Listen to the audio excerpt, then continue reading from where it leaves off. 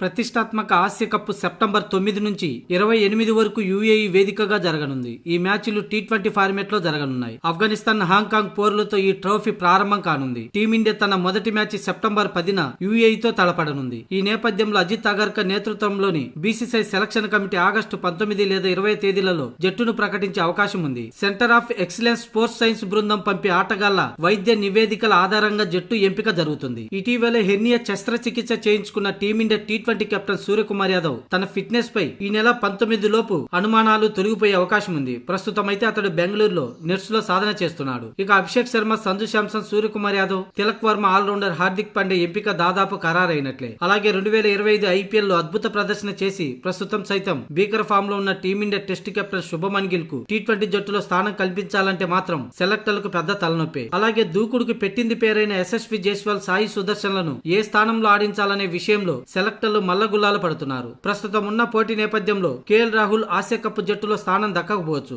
అలాగే సంజు శాంసన్ తర్వాత రెండో కీపర్ గా జితేష్ శర్మ, ధ్రువ్ జురేల్ మధ్య తీవ్ర పోటీ నెలకొంది. వీరిద్దరిలో ఒకరిని మాత్రమే టీంలోకి తీసుకునే ఛాన్స్ ఉంది. అయితే ఎవరిని ఎంపిక చేయాలనే అంశం సెలెక్టర్లకు కత్తి మీద సామే. జితేష్ శర్మ 2025 ఐపీఎల్ లో రాయల్ ఛాలెంజర్స్ బెంగళూరు తరపున అద్భుతమైన ఇన్నింగ్స్ ఆడాడు. మంచి ఫినిషర్ గా కూడా రాణించాడు. ఇకపోతే ఇంగ్లాండ్ టూర్ లో గాయపడ్డ నితీష్ కుమార్ రెడ్డి ఆసియా కప్ నేపథ్యంలో టీమిండియాకు ఎంపికయ్యే సూచనలు లేవు. అయితే శివన్ దూబే స్క్వాడ్ లో స్థానం దక్కించుకునే అవకాశాలు ఎక్కువగా ఉన్నాయి. స్పిన్ ఆల్రౌండర్ విభాగంలో వాషింగ్టన్ సుందర్, అక్షర్ పటేల్ జట్టులోకి రానున్నారు. ఇక బుమ్రా, హర్షదీప్ సింగ్ ఎంపిక లాంఛనమే. ఇక గత ఐపీఎల్ లో 25 వికెట్లు తీసుకున్న ప్రసిద్ధి కృష్ణ జట్టులో చోటు ఖాయంగా కనిపిస్తుంది. ఏది ఏమైనా ఆసియా కప్ నేపథ్యంలో భారత జట్టు ఎంపిక బీసీసీఐ సెలెక్టర్లకు కఠిన పరీక్ష కానుంది. టీం విషయంలో క్లారిటీ రావడానికి వారం రోజులు ఆగాల్సిందే.